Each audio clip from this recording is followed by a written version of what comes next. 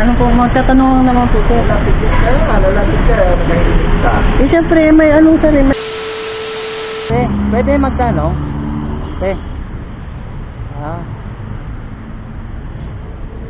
Boss, saan po yung simbahan ng Adamson?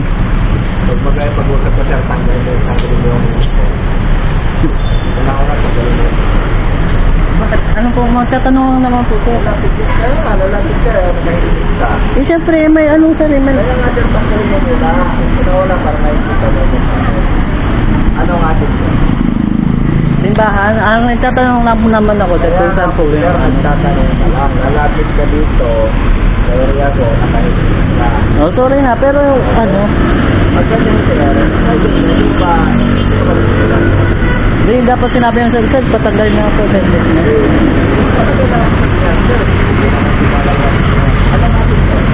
Ang tinatanong ko lang naman sir, yung simbahan ng Adamson po.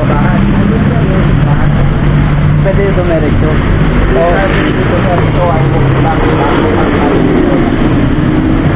Ang ano niyan dito sa kanan.